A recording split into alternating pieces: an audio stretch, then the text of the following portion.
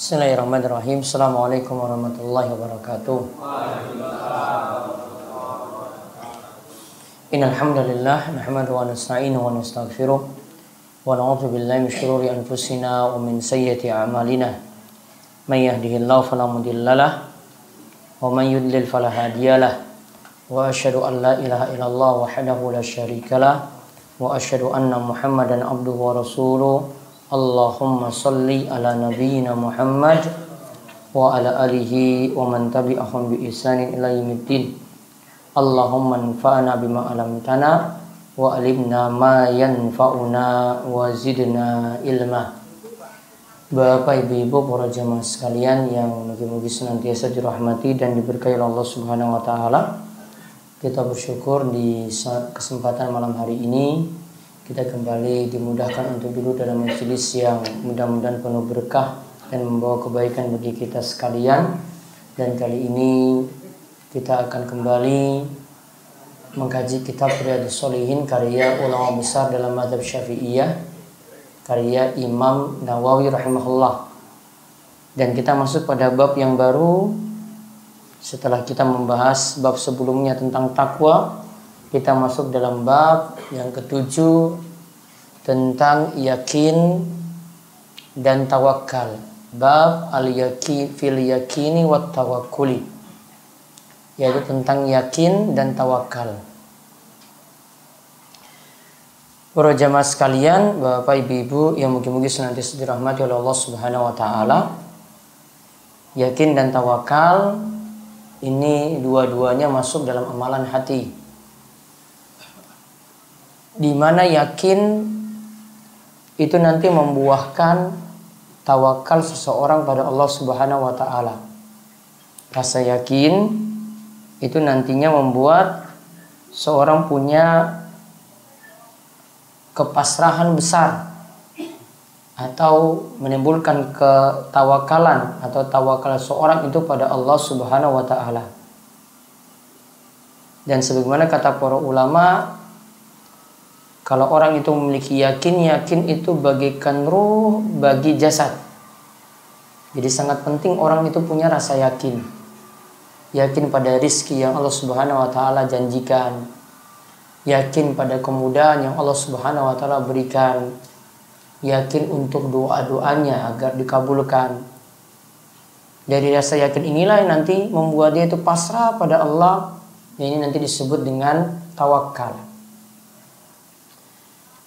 Para ulama katakan yang namanya yakin yaitu mengilmui atau meyakini, mengilmui atau meyakini. Yang ini ada 3 tingkatan. Yakin itu punya 3 tingkatan. Yang pertama ilmu yakin. Yang kedua itu hakul yakin.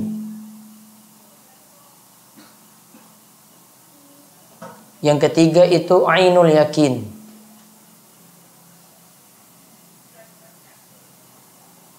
Yang pertama apa? Ilmu yakin. Yaitu diawali dengan ilmu dulu. Contoh misalnya kalau kita terapkan di sini disebutkan oleh Syekh Salim bin Id Al-Hilali, beliau katakan contoh misalnya di lembah ini ada air. Kalau kita tahu ada air, itu berarti ilmu yakin. Baru tahu dulu dari berita-berita. Oh, ada ngomong di sini ada sumber air. Kemudian itu beranjak meningkat lagi jadi hakul yakin. Jika kita bisa melihatnya. Jika kita bisa melihatnya. Ini tingkatan yang kedua. Yang tadi hakul yakin, itu bisa melihatnya. Oh, ini airnya itu benar ada. Itu namanya hakul yakin. Yaitu sesuatu benar-benar ada. Hak. Benar ada. Yang ketiga, itu tadi yang disebut ainul yakin. Jadi dia benar-benar merasakan. Kalau ainul yakin itu benar-benar merasakan. Tadi kalau ilmu yakin mengetahui, hakul yakin itu benar dia itu lihat. Kalau ainul yakin dia sudah rasakan. Berarti kalau dia tahu air ini ada di tempat ini, dia lihat. Kalau ainul yakin artinya dia minum air tersebut. Artinya dia minum air tersebut. Jadi tingkatannya mulai dari ilmu yakin, terus hakul yakin, lalu ainul yakin. Nah, sesuatu yang kita rasakan di dunia bisa kita rasakan semacam itu. Namun ada yang tingkatannya cuma ilmu yakin saja. Kalau untuk urusan akhirat, hal-hal gaib kita cuma tahu saja. Ya, kadang bisa sampai tingkatan hakul yakin. Kalau kita sudah masuk ke alam gaibnya, siksa kubur misalnya, kita ilmu siksa kubur itu ada. Tahu siksanya itu benar ada bagaimana? Ya, kalau mau tahu benar ada, ya mati dulu. Baru setelah itu nanti kalau dapat siksa, baru dia tahu itu, oh seperti ini rasanya, ainul yakin. Sama juga dengan hal ketika orang itu masuk surga, punya ilmu dulu. Baru setelah itu dia lihat surga itu bagaimana. Baru ketika itu masuk surga.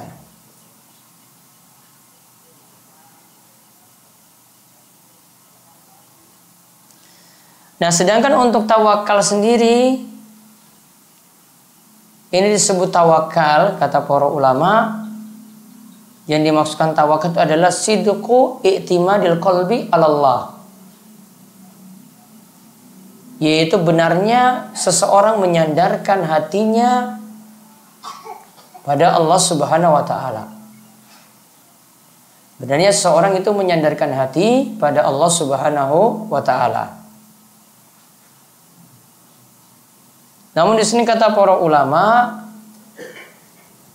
tawakal disebut tawakal kalau memenuhi dua syarat.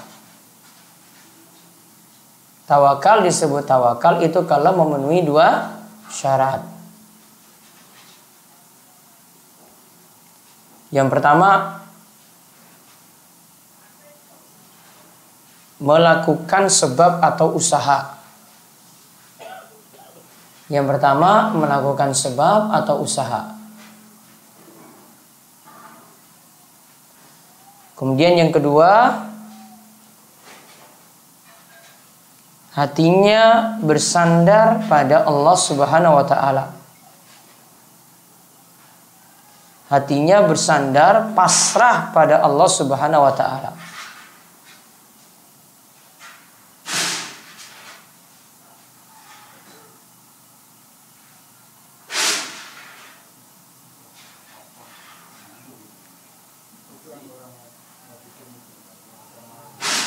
Oh, Mas Herman.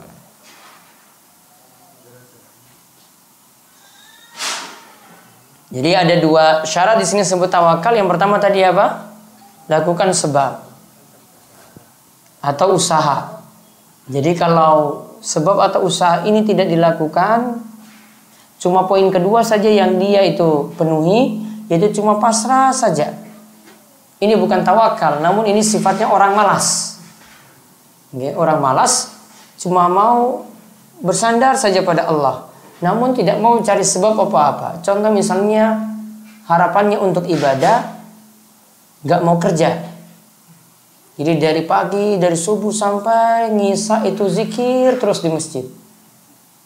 Mau ke pasar gak mau, disuruh ya paling kasar lah jadi buruh bangunan misalnya juga gak mau.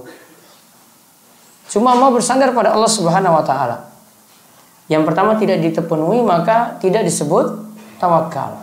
Begitu juga kalau orang itu penuhi yang kedua, yang kedua tidak dipenuhi, cuma lakukan sebab saja, usaha saja, maka itu juga tidak disebut tawakal. Tawakal kalau dua ini dipenuhi. Nah, Bapak Ibu, tawakal dengan yakin itu apa kaitannya? Karena di sini langsung disebutkan oleh Imam Nawawi, tawakal dan yakin disebutkan langsung. Padahal nanti kalau kita lihat dari dalil yang ada, nanti ada yang disebutkan tawakalnya, ada yang disebutkan yakinnya. Apa kaitannya? Kata Ibnu Qayyim dalam Madarijus Salikin, Beliau katakan yakin itu punya kaitan dengan tawakal.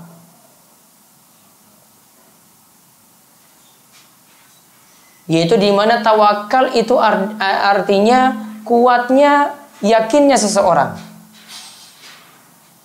Jadi yakinnya itu makin kuat, itu namanya tawakal.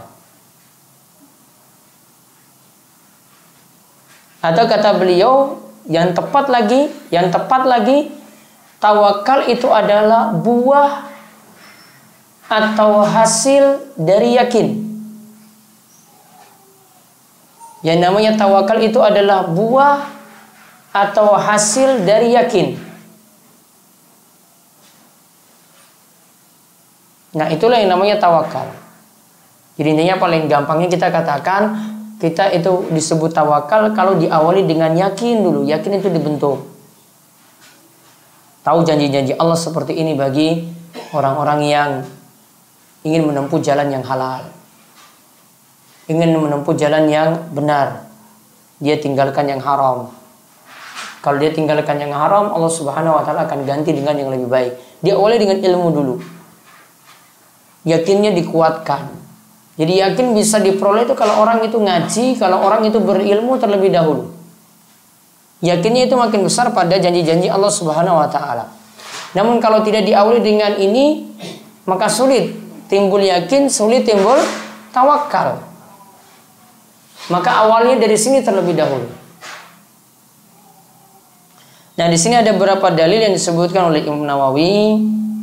Ada surat Al-Ahzab ayat 22, ada surat Ali Imran ayat 173 sampai 174. Ya, itu dua bagian itu saya lewati dulu. Kemudian ada surat Al-Furqan ayat 58, wa tawakkal 'alal hayyil ladzi la yamut. Bertawakallah pada Allah yang maha hidup dan tidaklah mati. Jadi kita diperintahkan di sini tawakalnya itu pada Allah Subhanahu wa ta'ala. Kalau tawakalnya pada manusia, manusia ada waktunya istirahat, manusia ada waktunya tidur, manusia itu ada waktunya mati. Namun kalau tawakalnya pada Allah, Allah tidak pernah mati, tidak ngantuk, tidak tidur. Jadi Allah akan menjawab semua tawakal kita. Juga dalam surat Ibrahim ayat 11, wa 'alallahi falyatawakkalul mu'minun. Dan hanya pada Allah hendaklah orang-orang beriman itu bertawakal. Dan di sini kalimatnya sebenarnya dibalik. Harusnya kalimatnya falyatawakkalul mu'minuna 'alallah. Hendaklah orang yang beriman itu bertawakal pada Allah. Namun 'alallahinya diletakkan di depan. Dalam kaidah bahasa Arab yang seharusnya di belakang namun ditaruh di depan, itu nanti menunjukkan makna hasr. Yang dimaksudkan hasr itu artinya hanya. Contoh juga dalam surat Al-Fatihah, iyyaka na'budu wa iyyaka nasta'in. Kalimat sebenarnya itu kalau mau lihat seperti kalimat dalam bahasa kita subjek, predikat, objek, itu kalimatnya na'buduka atau nasta'inuka. Namun kanya ini ditaruh di depan. Jadi iyyaka na'budu wa iyyaka nasta'in. Kalimatnya punya makna hasar, artinya hanya. Hanya pada Allah kita itu beribadah, hanya kepada Allah kita itu mohon pertolongan. Berarti di sini diperintahkan tawakal itu hanya pada Allah. Tidak boleh tawakalnya pada selain Allah. Tidak boleh tawakalnya itu pada jimat, tidak boleh itu tawakalnya pada dukun, tidak boleh tawakal itu pada orang pintar, tidak boleh sampai yang sebabnya boleh juga tawakal pada obat misalnya atau pada dokter. Tawakalnya cuma pada Allah. Jadi jangan menaruh harapan besar pada benda-benda dan jangan menaruh harapan besar pada makhluk atau pada manusia. Contoh bapak ibu-ibu berobat. Obat itu cuma jadi sebab saja. Dokter juga cuma jadi sebab. Sejatinya bukan dokter yang menyembuhkan, sejatinya juga bukan obat yang menyembuhkan. Namun yang menyembuhkan adalah Allah Subhanahu wa ta'ala. Bahkan ada orang yang nggak ke dokter, ada orang yang nggak minum obat, tetap juga sembuh. Ya, ada orang yang nggak ngapa-ngapain, cuma istirahat saja. Flu misalnya, sudahlah saya rehat beberapa hari. Berlalu waktu, juga sembuh dengan izin Allah Subhanahu Wa Taala. Dia tempuh sebab bukan dengan ke dokter, bukan dengan minum obat, namun dia istirahat saja di rumah. Pernah nggak seperti itu? Pernah nggak? Dan itu sembuh. Berarti kesembuhan itu bukan dengan kita ke dokter atau kita minum obat tadi. Itu cuma sebagai sebab saja, kita tempuh sebab yang dibolehkan. Kalau sebab yang dibolehkan ini boleh ambil. Namun sebab yang tidak dibolehkan tadi sudah tidak ada kaitannya, tidak logis. Ya, contoh misalnya beberapa pengobatan alternatif, penyakit itu dipindahkan kepada hewan. Ya, penyakit itu dipindahkan pada hewan. Yang pertama, kalau mau dibuktikan, ada nggak orang lain selain orang itu yang bisa pelajari? Kalau obat itu semua orang bisa pelajari, yang penting masuk jurusan farmasi, kedokteran, paham itu. Namun kalau transfer penyakit ke tubuh hewan tadi, ini cuma orang tertentu yang bisa. Punya ilmu sakti, punya kesaktian, baru dia bisa transfer. Dan juga kita pakai logika juga, transfernya sekarang lewat saluran apa? Air bisa berpindah dari tempat yang tinggi ke rendah saja, butuh media untuk ngalir. Gak mungkin begitu saja berpindah kan? Nah, air dari rumah ke rumah, dari PDAM itu bisa ngalir ke rumah, itu ada media untuk menyalurkan. Sekarang yang menyalurkan tadi itu pakai apa? Kalau logika sudah tidak masuk akal di sini. Oh, tanda ini bapak ibu-ibu yang menempuh cara ini berarti telah menempuh cara yang salah. Sudah nggak bisa dipelajari. Nggak ada loh sekolah perdukunan, itu nggak ada. Sekolah tinggi perdukunan, pernah dengar? Ya, sekolah tinggi ilmu sihir. Ya, STIS misalnya. Ada nggak? Nggak ada. Cuma orang-orang tertentu yang bisa pelajari. Dia makin kufur, makin murtad, itu baru ilmu kesaktiannya keluar, sihirnya keluar, ilmu perdukunannya keluar. Ya, tidak dipelajari kayak orang pelajari kedokteran semester 1, semester 2, 3, seterusnya, tidak. Berarti sudah nggak masuk logika lagi. Nah, hati-hati, menempuh pengobatan alternatif itu perlu banyak pertimbangan dibanding dengan kita itu berobat di rumah sakit. Kalau berobat di rumah sakit sudah ada bukti-bukti ilmiah. Sedangkan kalau pakai pengobatan alternatif cuma orang-orang pinter, yang orang yang ngobati pun mungkin nggak sekolah juga. Hati-hati. Jadi dua hal tadi dipenuhi, tawakalnya seperti itu. Nah, kemudian surat Ali Imran ayat 159, fa iza azamta fatawakkal 'alallah.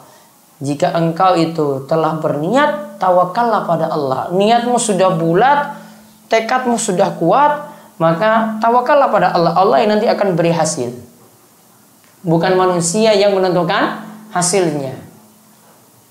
Anak sudah belajar dengan benar, orang tua tinggal doakan. Dan di sini sebenarnya nggak perlu lagi, kalau kita sudah punya rasa yakin yang kuat, sudah perbanyak doa. Nazar sebenarnya tidak perlu. Nazar sebenarnya tidak perlu, karena nazar itu seolah-olah memaksa Allah Subhanahu wa Ta'ala. Coba lihat kalimat atau niatan nazar. Kalau anak saya lulus ujian, saya sodako 1 juta rupiah. Orang lulus ujian, sodako enggak? No, pelit berarti. Itu makanya Nabi SAW katakan, yang namanya nazar cuma keluar dari orang-orang yang bakhil, pelit. Namun kalau sudah terlanjur terucap, tetap harus ditunaikan. Yufuna bin nazri wa yakhafuna yawman kana syarruhu mustatira. Yaitu Allah katakan dalam surat Al-Insan, mereka itu menunaikan nazar. Nazar tetap ditunaikan. Jadi tidak dibiarkan walaupun makruh diucap, namun kalau sudah terlanjur diucap tetap wajib untuk ditunaikan.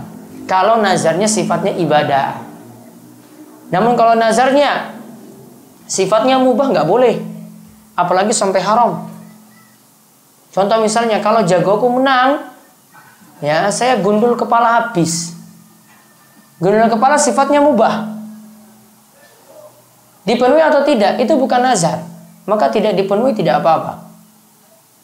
Contoh lagi, ini saking parahnya kemarin di pilkada itu. Kalau jagoku menang, nanti saya akan foto telanjang ya di medsos lagi, dia bilang kayak begitu. Dipenuhi atau tidak? Nggak boleh. Ya, ini bukan nazar juga. Ya, ini juga bukan nazar. Nazar tidak bentuknya seperti itu. Nazar itu bentuknya nanti yang dilakukan itu adalah ibadah. Jadi bukan nanti kalau jagonya menang, saya nanti jalan dari Imogiri sampai di Borobudur misalnya. Bukan, itu bukan nazar. Ini sesuatu yang mubah. Nazar itu nanti bentuknya ibadah, apa yang dilakukan itu nanti bentuknya ibadah. Kemudian Allah juga berfirman dalam surat At-Talaq ayat ketiga, wa may yatawakkal 'alallahi fahuwa hasbuh. Siapa saja yang bertawakal kepada Allah, Allah lah yang akan memberikan kecukupan padanya. Allah lah yang akan memberikan kecukupan padanya. Hasbu di sini artinya kafihi, Allah yang akan mencukupinya. Dan di sini yang dimasukkan dalam surat At-Talaq ayat 3 ini, inilah yang dimaksudkan dengan buah dari tawakal, Allah yang akan senantiasa memberikan kecukupan. Kemudian ayat terakhir yang disebutkan, innamal mu'minuna alladzina idza dzukirallahu wajilat qulubuhum wa idza tuliyat alaihim ayatuhu zadatuhum imana wa ala rabbihim yatawakkalun. Sesungguhnya namanya orang beriman punya sifat satu. Idza dzukirallahu wajilat qulubuhum. Jika disebut nama Allah, hatinya itu tersentuh. Sifat yang kedua, wa idza tuliyat alaihim ayatuhu zadatuhum imana. Jika dibacakan ayat-ayat Allah, imannya itu bertambah. Kemudian sifat yang ketiga, wa ala rabbihim yatawakkalun. Hanya bertawakal pada Allah Subhanahu wa taala. Sifat yang pertama apa tadi? Disebut nama Allah, hatinya tersentuh. Kemudian yang kedua, ketika dibacakan ayat-ayatnya, imannya itu bertambah. Kemudian yang ketiga, dia hanya bertawakal pada Allah Subhanahu wa taala. Kalau yang dimaksudkan di sini yaitu ketika nama Allah disebut, maksudnya ketika perintah-perintah Allah disebut, larangan-larangan Allah disebut, dia patuh. Kalau itu berupa perintah, dia jalankan. Kalau itu berupa larangan, dia tinggalkan. Ini namanya hatinya tersentuh seperti itu. Jadi bukan hanya tersentuh, nangis, sedih, bukan. Namun kalau itu ada perintah, dia jalankan. Kalau itu berupa larangan, dia tinggalkan. Kemudian ketika dibacakan ayat-ayat Allah, ayat Allah itu ada dua macam. Yang pertama ayat kauniyah, yang kedua itu ayat syar'iyah. Yang pertama ayat kauniyah itu keadaan alam.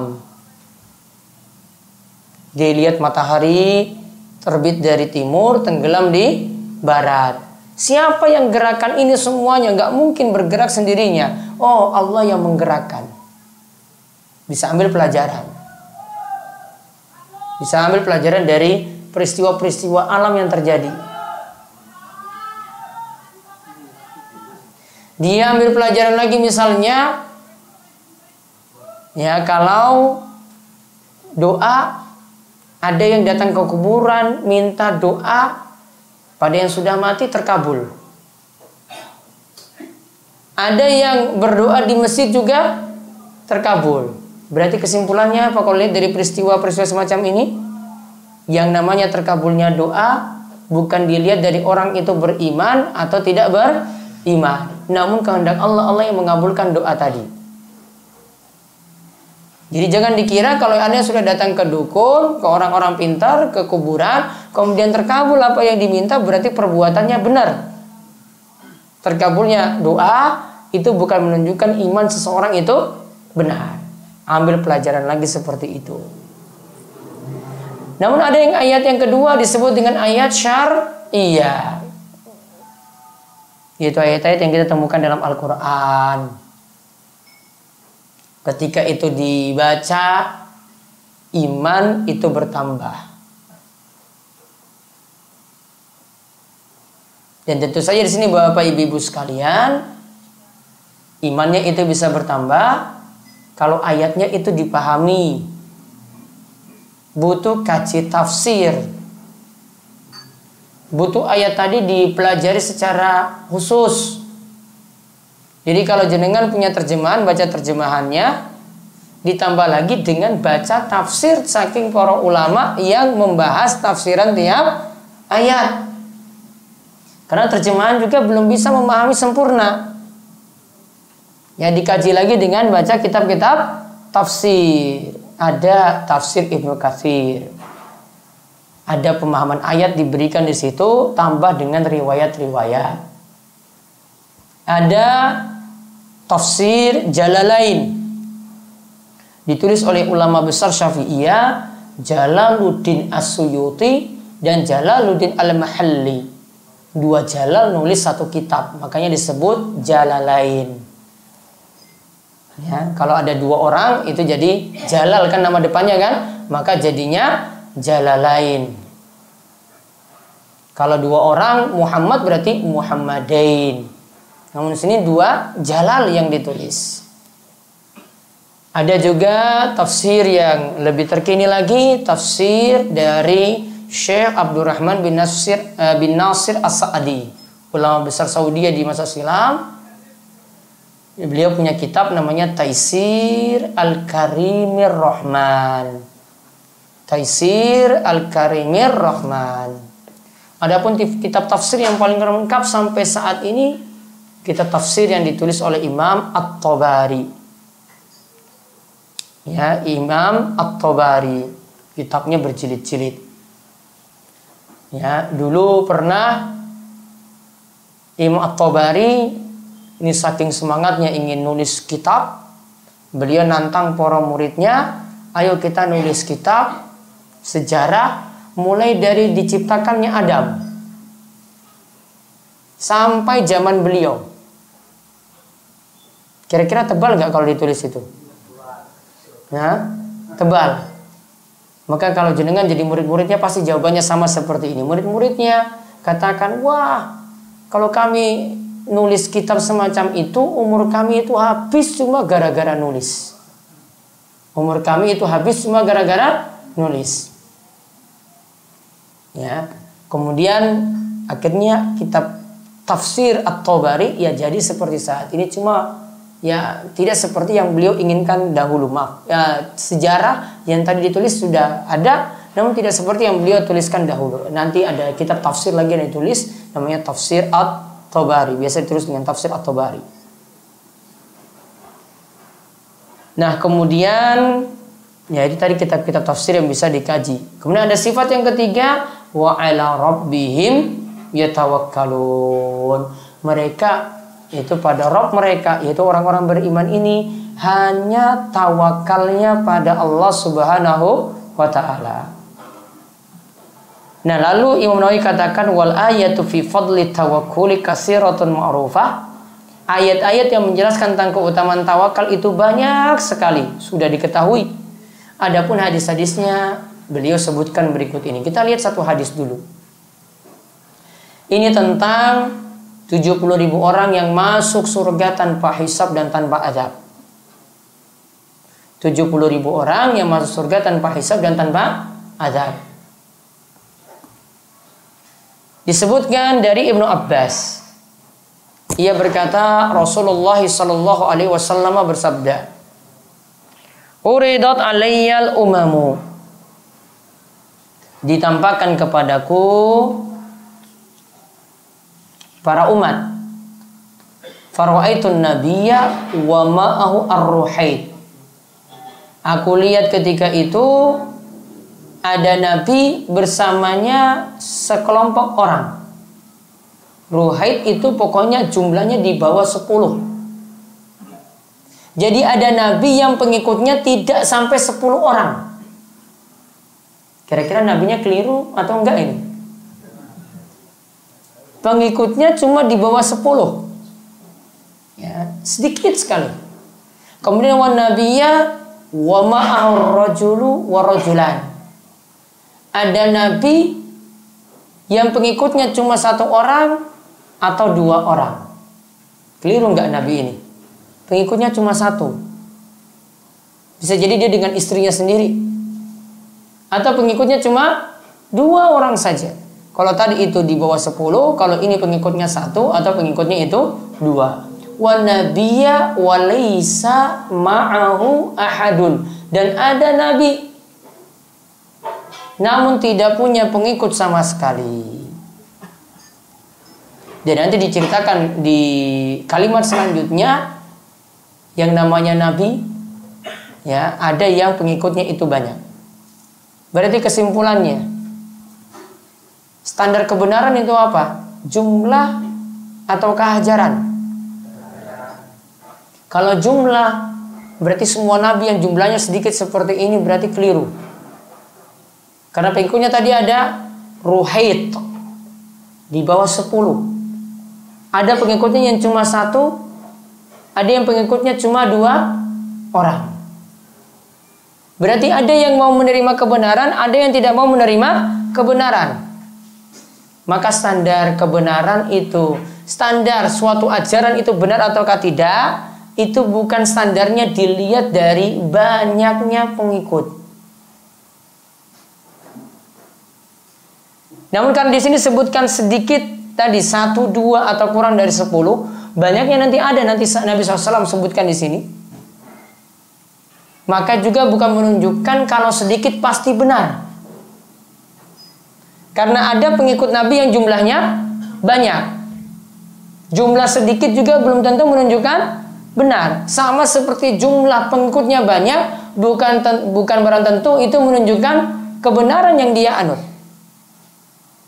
Jadi standarnya sekali lagi bukan jumlah, namun standar kebenaran itu adalah kalau ajaran yang diajarkan itu selalu merujuk pada Al-Quran dan hadis Nabi Sallallahu Alaihi Wasallam.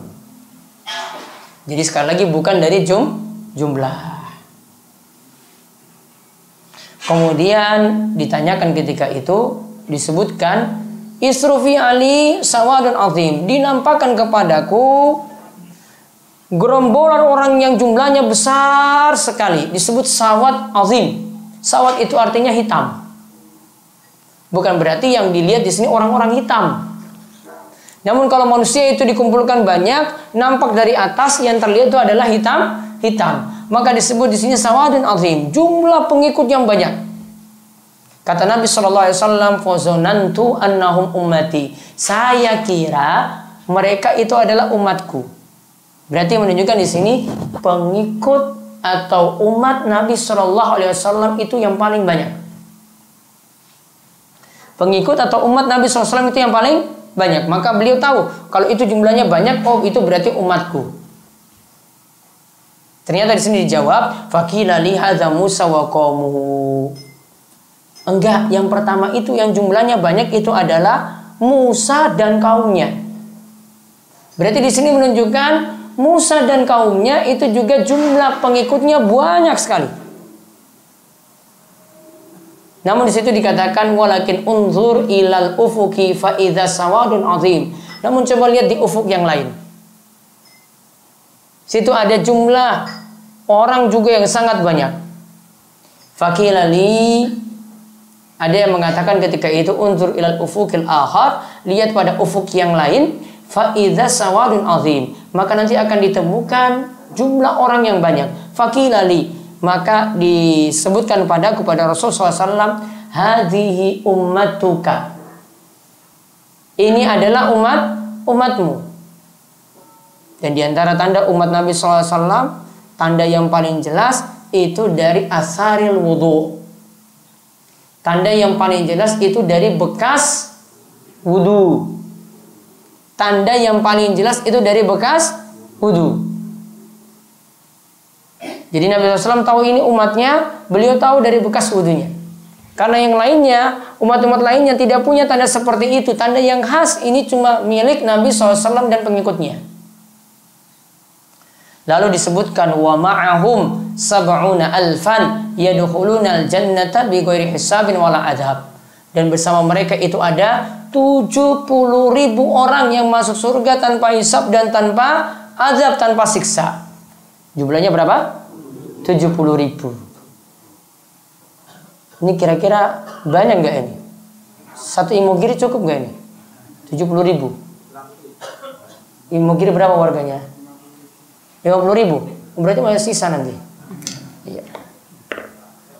Dalam riwayat yang lainnya, riwayat Ahmad ditambahkan setiap dari 70.000 ini, setiap 1000-nya ada 70.000 orang.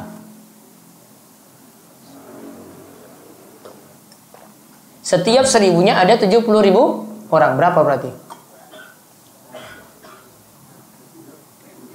70.000 toh. Setiap 1000-nya ada 70.000 orang. 35 juta pitu. Pitu ping pitu yang 49 ya toh. Nah, 4.900.000. Nanti hitung lagi di rumah, coba nganggo kalkulator. Mati kayak orang lulus. Yang jelas di sini cuma disebutkan 70.000. Tambahan yang lain nanti setiap 1000-nya itu ada 70.000 orang lagi. Nah, disebutkan di sini, maka ketika itu terjadi perbincangan dari para sahabat. Summa nahadha. Rasulullah SAW berdiri. Sudah sampaikan seperti itu, Rasulullah tinggalkan sahabat. Fadakhala manzilahu. Rasul masuk ke dalam rumahnya. Fakhadun nasu fi ulaik. Para sahabat kemudian ngobrol-ngobrol. Ini kira-kira 70.000 orang ini siapa? Kemudian ada yang mengatakan ulaikal ladzina yadkhuluna al-jannata bighairi hisabin wala adzabin, yaitu mereka membicarakan siapa yang masuk surga tanpa hisab dan tanpa azab tadi. Sebagian mereka mengatakan fala'allahum alladzina sahibu Rasulullah sallallahu alaihi wasallam. Mereka itu adalah orang-orang yang bersahabat pada Rasulullah SAW, yaitu jadi sahabat Nabi. Sahabat Nabi jumlahnya berapa? Sahabat Nabi kalau tidak salah 2 kali ini. Kalau ini diborong oleh sahabat Nabi SAW, berarti orang Imogiri nggak dapat jatah lagi. Kalau ini diborong ya oleh sahabat Nabi. Jadi pokoknya mereka bicarakan, wah ini diantaranya sahabat Rasul Sallallahu Alaihi Wasallam.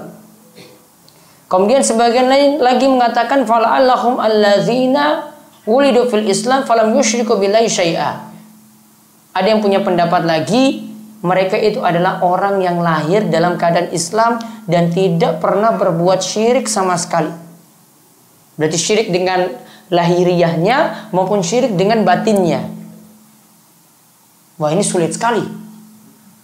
Ya, kita sudah lahir dalam keadaan Islam. Namun kalau syirik lahiriah ya taruhlah bebas. Namun syirik dalam keadaan batin, riya itu ada. Tawakalnya kurang. Ya. Rasa yakinnya juga kurang. Berarti agak sulit di sini. Nah, lalu disebutkan pendapat-pendapat yang lainnya lagi. Lantas ketika itu Rasulullah SAW keluar lagi dan menemui para sahabat. Kemudian Rasulullah SAW katakan seperti ini.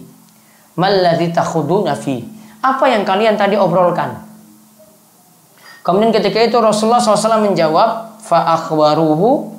Rasulullah SAW kemudian memberitahu kepada mereka. Ini loh 70.000 orang ini punya sifat seperti ini. Lihat. Humul ladzina la yarqun. Mereka tidak diruqyah. Kemudian yang kedua. Mereka itu la yarqun wa la yastarqun. Mereka tidak ruqyah dan juga tidak minta diruqyah. Tidak diruqyah dan tidak minta diruqyah. Kemudian yang kedua, wala yatatayyarun. Mereka itu tidak beranggapan sial. Optimis, tidak pesimis kalau ketemu dengan sesuatu. Yang ketiga, wa 'ala rabbihim yatawakkalun. Pada Rabb mereka, mereka itu bertawakal. Hanya kepada Rabb mereka, mereka itu bertawakal. Berarti sifatnya yang dalam hadis ini disebutkan ada 3 ya. Yang pertama, tidak minta diruqyah.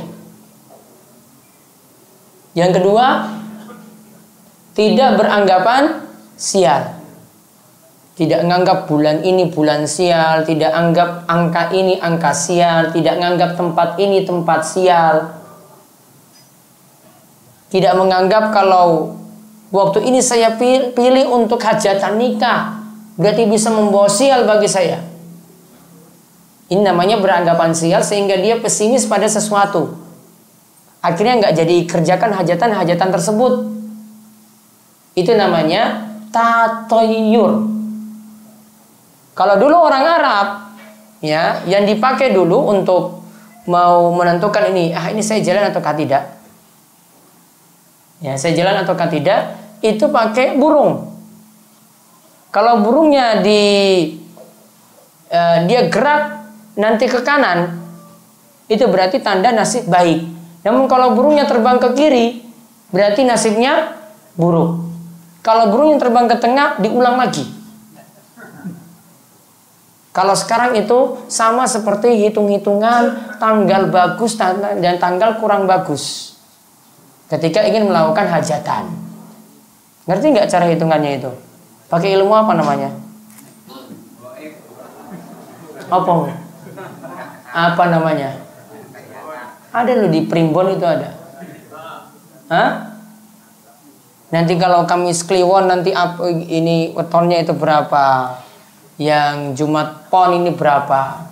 Kalau digabungkan kan nanti tinggal dihitung. Nanti ada pembagiannya lagi, bagi 3, bagi 5, bagi 7. Iya kan? Sudah lupa atau memang nggak tahu? Atau pura-pura lupa?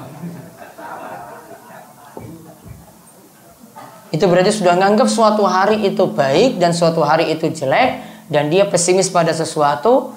Bisa jadi di situ yang terjadi pesimis di sini, tatayur berarti dilakukan. Atau yang kedua, mencela waktu. Ya, atau yang kedua mencela waktu, menganggap waktu itu jelek. Nah, ini masalah lagi kalau dalam tuntunan syariat kita. Nah, sifatnya seperti ini. Jadi kalau masih punya anggapan-anggapan seperti ini, hati-hati. Ini tidak masuk syarat-syarat tadi, yaitu 70.000 orang yang masuk surga tanpa hisab dan tanpa siksa. Kemudian ada yang ketiga tadi. Yang mana yang syirik? Yang tadi? Ya iya. Yang hitungan-hitungan tadi? Hah? Iya, masuk syirik. Sudah tatoyur itu masuk syirik asgar. Ya, tatoyur itu masuk syirik asgar. Syirik kecil, namun bisa jadi sampai syirik besar juga kalau tingkatannya, kalau dilihat dari keyakinan. Kemudian wa 'ala rabbihim yatawakkalun. Sifat yang ketiga ini jadi kuncinya di sini. Mereka itu tawakalnya penuh pada Allah Subhanahu wa taala. Ya, berarti sifat dari 70.000 orang ini apa kuncinya? Kuncinya cuma satu. Yaitu kuncinya tawakalnya penuh pada Allah Subhanahu wa taala. Contoh di sini tidak minta diruqyah. Ini kenapa di sini masuk dalam kriteria? Karena kalau orang itu minta ruqyah pada orang lain, dia akan terlalu bergantung hatinya pada orang yang akan mengobati. Apalagi itu kiai yang punya ilmu. Wah, ini pasti kiai ini yang ngobatke langsung sembuh. Tawakalnya kurang. Ya, tawakalnya kurang. Sama juga tatoyur tadi, tawakalnya kurang karena tidak yakin lagi pada Allah. Namun yakin dari hasil hitungannya tadi. Atau yakinnya itu pada anggapan-anggapan orang, wah tempat ini tempat sial. Jadi tawakalnya juga kurang pada Allah. Jadi kunci dari 3 ini adalah tawakal pada Allah Subhanahu wa ta'ala. Berarti kesimpulannya 70.000 orang tadi punya sifat apa? Tawakal yang penuh pada Allah. Baru masuk golongan tadi. Nah, kemudian di sini dikisahkan ketika itu ada sahabat yang bernama Ukasha bin Mihsan. Dia berdiri. Dia mengatakan kepada Nabi SAW, "Ud'ullah ayyaj'alani minhum." Wahai Rasulullah, jadikanlah aku bagian dari mereka. Kemudian ketika itu Nabi SAW mengatakan, "Anta minhum." Engkau termasuk bagian dari mereka. Berarti sudah berkurang berapa? 1. Berarti 70.000 kurang 1. Atau 4.900.000 tadi kurang 1. Summa qama rajulun akhar. Berdiri lagi orang yang lain. Kemudian Nabi SAW mengatakan, orang tadi itu mengatakan, "Ud'ullah ayyaj'alani minhum." Wahai Rasulullah, berdoalah pada Allah supaya aku masuk 70.000 orang tadi. 1 kan sudah Ukasyah. Saya juga didoakan wahai Rasulullah. Kemudian ketika itu Nabi SAW jawabannya halus sekali. Sabaqaka biha Ukasyah. Maaf, kamu sudah kedahuluan dengan Ukasyah. Berarti cukup Ukasyah saja. Karena kalau satu orang ini dikabulkan, orang ketiga juga nanti ngacung lagi. Orang keempat ngacung lagi, 5 ngacung lagi, 70.000 nanti habis. Ya, 70.000 habis. Kita nggak dapat bagian. Jadi Rasulullah SAW tutup tadi, biar yang lainnya tidak ngacung lagi. Karena kalau ini dikabulkan, nanti yang ketiga jadi ngacung lagi, yang keempat terus seperti itu. Hadis ini muttafaqun alaih, diriwayatkan oleh Imam Bukhari dan Muslim. Adapun faedah-faedahnya insyaallah kita bahas pada pertemuan berikutnya biiznillah. Ada yang ingin bertanya, monggo silahkan. Monggo. Apabila kita merintis suatu usaha, kemudian baru gagal sekali, itu lebih baik kita ulangi lagi apa kita langsung bertawakal kepada Allah ganti usaha yang lain? Taib, usaha sekali gagal, mau ganti yang lain atau ulangi lagi? Yang jelas, kalau mau dari sisi bisnis nanti tinggal ditimbang-timbang. Ini apa yang perlu diperbaiki? Saya buka bisnis bakso misalnya. Ternyata dilihat dari sisi bisnisnya, bakso ini kurang laris. Pertama, tempatnya kurang strategis. Yang kedua, sudah banyak saingan. Yang ketiga, masakannya kurang enak. Maka kalau ini sebab-sebabnya, bisa jadi jenengan cuma mengulang saja, tinggal perbaiki. Tergantung bisnisnya. Dan kadang akhirnya, mungkin gak apa saya ini bisnis bakso, saya ganti dengan yang lain. Coba nasi goreng. Ya, nasi goreng mungkin gak ada saingan di situ. Yang lainnya jauh-jauh nasi gorengnya. Jadi mau lanjut atau enggak, itu nanti dilihat opsinya masing-masing mana yang pas. Nah, sedangkan tadi pilihannya tawakal, ya tawakal tetap ada semuanya. Mau milih yang ini tawakalnya tetap ada, yang milih yang ini juga tawakalnya tetap ada. Mau mengulang tawakal lagi, mau lanjut, mau ganti dengan usaha yang lain juga tetap tawakal lagi.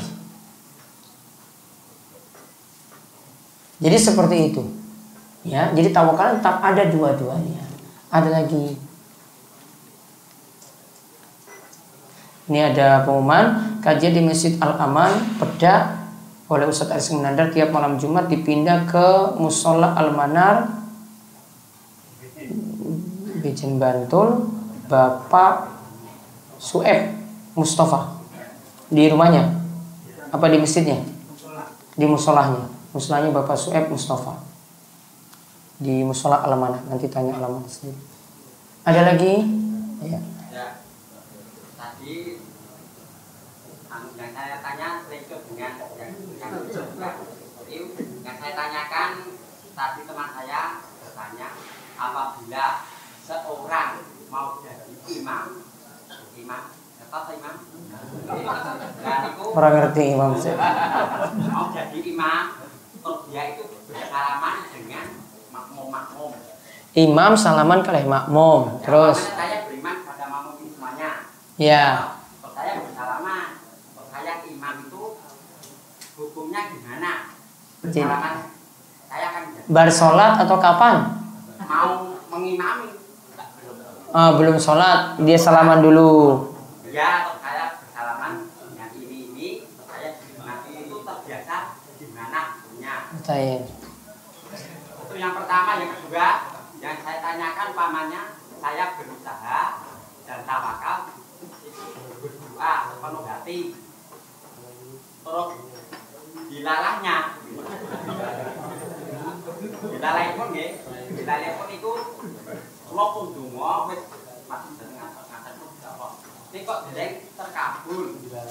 Dan iki kula iki cara dene nek wala tai asu aja nganti putus asa saking rahmat. Nggih, lah niku to kula iki pendiane pripun. Padahal nek mutung atau putus asa enggak boleh. Gimana saya menyerah itu umpamanya mengobati ayah saya itu ya, dan sedang sakit atau saya itu bingung, ada yang mengatakan itu. Jadi intinya jenengan doa terus Ya. belum dikabulkan. Sudah berdoa berapa tahun? Ya sudah lama. Toh ayah saya itu sakit, ada yang mengatakan punya kesalahan. Nah, saya menambani ini kok nggih. Niku iki kula iki lha niku kula daleke paksa. Niku kula iki termasuk pripun. Padahal sampean dengan hanya kepada Allah dan saya lantaran atau murid yang itu termasuk kiai. Gimana ya? Terima kasih. Betul. Ya. Baik, yang pertama tadi salaman Pak Imam kali jamaah sebelum sholat, sebelum ngimami, dia salaman-salaman dulu. Bisa jadi maksudnya baru pertama kali datang terus salaman, ya boleh saja. Namun dengan catatan di sini ini jangan jadikan kebiasaan atau keyakinan. Pokoknya sebelum ngimami ada salam-salaman dulu. Kalau ini nganggap sebagai ritual yang harus, malah ini jadi sesuatu yang tidak ada tuntunan. Sama seperti bersalam, ya. Ini kita punya kebiasaan salam-salaman samping kanan kiri. Ini baiknya tidak dilakukan. Kalau ini dilakukan dengan keyakinan itu suatu keharusan setelah salam, maka ini tidak ada tuntunan. Karena kebiasaan Rasul kalau setelah sholat beliau baca astagfirullah, astagfirullah, astagfirullah, Allahumma antas salam wa minkas salam tabarakta ya dzal jalali wal ikram. Tapi ketika itu masih hadap kiblat, terus balik ke jamaah. Terus baca la ilaha illallah wahdahu la syarika lah, lahul mulku wa lahul hamdu wa huwa ala kulli syai'in qadir. Allahumma la mani'a lima a'taita wa la mu'tiya lima mana'ta wa la yanfa'u dzal jaddi minkal jaddu, dan zikir-zikir lainnya beliau baca. Jadi kalau menjadikan suatu jadi kebiasaan seperti itu harus ada dalil. Kalau tidak ada dalil tidak dilakukan. Oke? Kalau ada dalil, tidak ada dalil tidak dilakukan.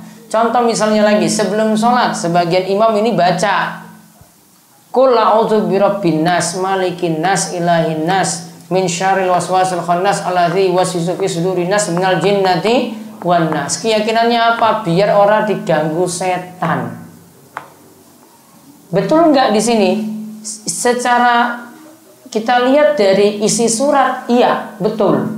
Karena surat An-Nas untuk mengusir setan. Namun secara praktek dari Rasul tidak pernah lakukan seperti itu.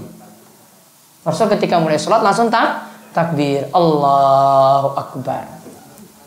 Tidak awali seperti itu. Jadi jangan jadikan kebiasaan kalau tidak dijadikan kebiasaan oleh Rasul. Kemudian nomor 2, tadi doa belum juga terkabul. Di antara sebab doa itu belum juga terkabul karena pingin cepat-cepat doa itu terkabul.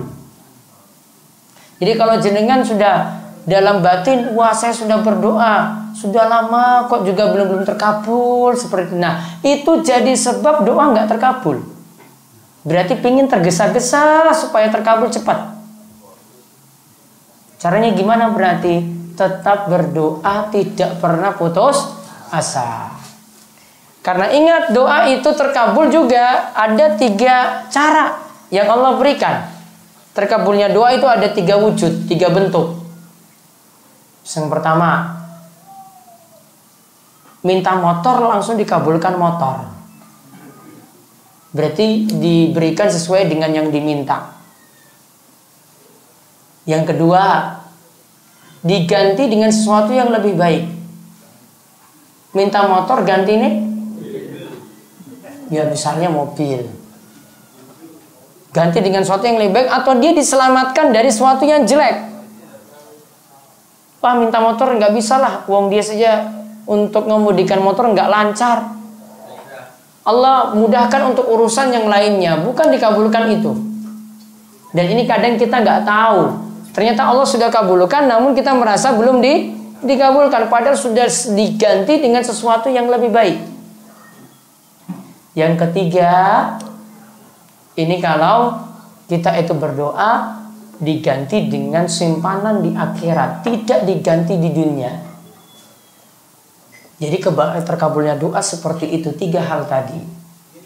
Jadi jangan harus timbang-timbang dulu. Ini siapa tahu sudah terwujud.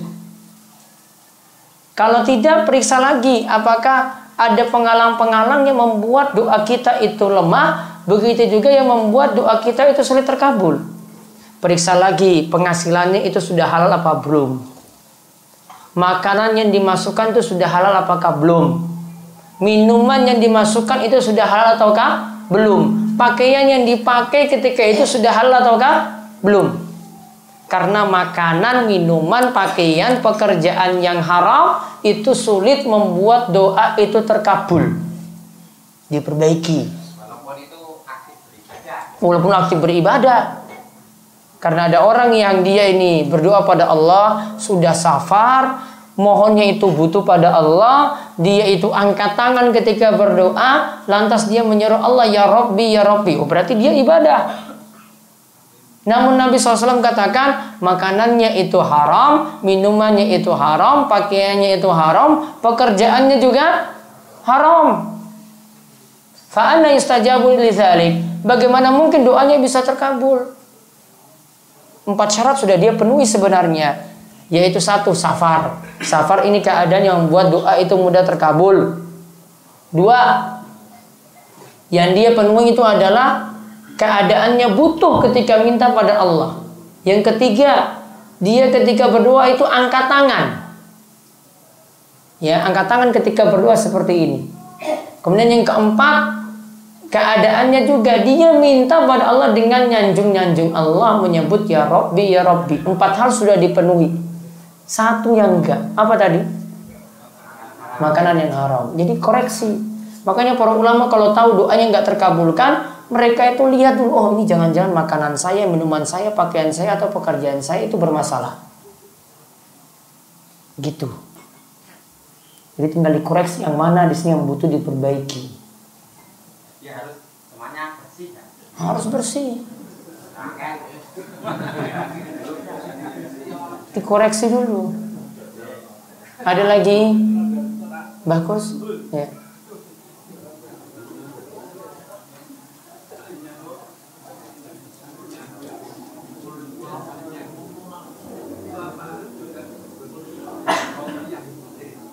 Apa tadi?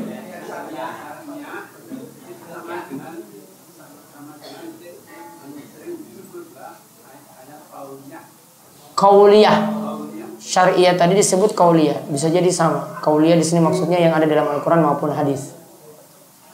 Ada lagi di belakang? Nggih, monggo.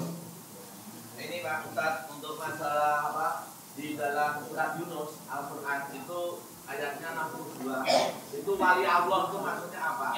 Kemudian yang kedua itu kalau usaha, yang tadi usaha atas sama Gusti Allah itu kalau berbuang di jalan terus ada pesugihan itu gimana itu Pak? Terima kasih. Assalamualaikum. Yang kedua tadi gimana? Coba diulang. Pesugihan terus? Itu kan ya orang itu kan usaha supaya kaya mendadak itu loh. Iya. Itu bagaimana? Terima kasih. Assalamualaikum warahmatullahi wabarakatuh. Pengin cepat kaya berarti tanpa pesugihan. Apa contohnya pesugihannya? Ya berbuang di jalan umpamanya apa sesuatu terus diambil orang terus akibatnya nanti ada yang kecelakaan di jalan itu loh. Tumbal-tumbal berarti seperti itu nih. Siapa yang menyuruh seperti itu? Sarannya saking dukun wong pinter sama pripun? Nanti ya mudah-mudahan dicetak ulang lagi. Saya punya buku pesugihan nanti. Pernah saya bagi belum ya? Nah sudah. Nanti pinjam dari yang sudah pernah saya bagi. Kaji buku pesugihan tadi biar kayak mendadak. Ada situ saya sebutkan cara-caranya. Mau datang ke Gunung Sempung, gunung apa lagi? Gunung Kawi. Di Imogiri ada nggak? Ada. Nah, ada yang dengan ngingu tuyul, ada yang dengan jimat, macam-macam. Ya, intinya kita itu pengen kaya, tempuh cara yang benar. Dan kebanyakan orang yang tempuh jalan ini karena punya utang, sudah kepepet, nggak ada jalan keluar lagi. Intinya semuanya juga pada tidak mau menerima takdir, nggak mau menerima apa yang telah Allah takdirkan untuk dirinya. Alias ujung-ujungnya juga kurang ngaji. Nggak mungkin kalau sudah ngaji kayak gini ini punya tuyul ya ikut pesugihan tuh nggak mungkin. Paham nggih? Nah, terus tentang Yunus ayat 62, ala inna awliya Allahi la khaufun alaihim wa lahum yahzanun alladzina amanu wa kanu yattaqun. Ingatlah sungguhnya wali Allah tidak ada punya rasa takut dan juga mereka tidaklah bersedih hati. Wali Allah itu adalah orang yang beriman dan bertakwa pada Allah Subhanahu wa taala. Maka disebutkan sini wali. Wali itu apa? Pengertiannya sudah jelas. 62 tadi diterangkan pada ayat 63. Wali Allah itu berarti orang beriman dan bertakwa. Bukan seperti anggapan orang awam, wali Allah itu yang punya ilmu sakti. Ya, saya nggak sebut loh, jenengan yang sebut. Wali Allah itu yang punya ilmu sakti. Bisa terbang, bisa menghilang, sholat Jumatannya bisa di Mekah, ya punya tuyul, ya bisa ya tiba-tiba di sini nanti menghilang, tiba-tiba ditemukan di tempat lain. Standarnya gampang. Kalau orang punya kejadian-kejadian yang aneh, punya ilmu-ilmu sakti yang aneh-aneh, lihat pakai standar ini saja. Beriman nggak? Bertakwa ataukah tidak? Gampangannya sholat atau enggak? Kelihatan di masjid enggak? Kalau dia itu enggak pernah kelihatan di masjid, juga enggak pernah ketahuan kalau dia itu sholat, apalagi sholat Jumat, maka itu bukan menunjukkan dia itu wali Allah. Lawan wali Allah cuma satu, wali setan. Ya, wali Allah itu lawannya cuma satu, wali setan. Jadi kalau nggak masuk oleh Allah berarti wali setan. Ada buku yang khusus membahas hal ini ditulis oleh Ibnu Taimiyah dalam kitabnya Al-Furqan. Baina Auliya Al-Furqan dijelaskan sini pembeda antara wali Allah dan wali setan. Situ beliau sebutkan kisah-kisah wali Allah yang benar-benar seperti ini. Sebutkan juga kesaktian wali-wali setan seperti itu. Standarnya gampang tadi. Orang itu beriman dan bertakwa ataukah tidak? Kalau nggak pernah sholat, nggak pernah Jumatan, nggak pernah kelihatan di masjid, maksiat terus jalan, terus punya ilmu sakti, itu berarti bukan dari Allah, namun dari setan. Jadi ayat 62 tadi yang jenengan sebutkan diterangkan dalam ayat 63 surat Yunus tadi. Demikian mungkin untuk pembahasan untuk malam hari ini. Mungkin manfaat. Mungkin Allah terus berikan kita kesehatan dan diberikan panjang umur yang penuh dengan keberkahan, dan kita senantiasa diberikan keistiqomahan. Insya Allah untuk besok di Serunggot pada kajian seperti biasa. Kita tutup kalian doa kafaratul majelis. Monggo. Subhanakallahumma bihamdika asyhadu alla ilaha illa anta astaghfiruka wa atubu ilaik. Assalamualaikum warahmatullahi wabarakatuh.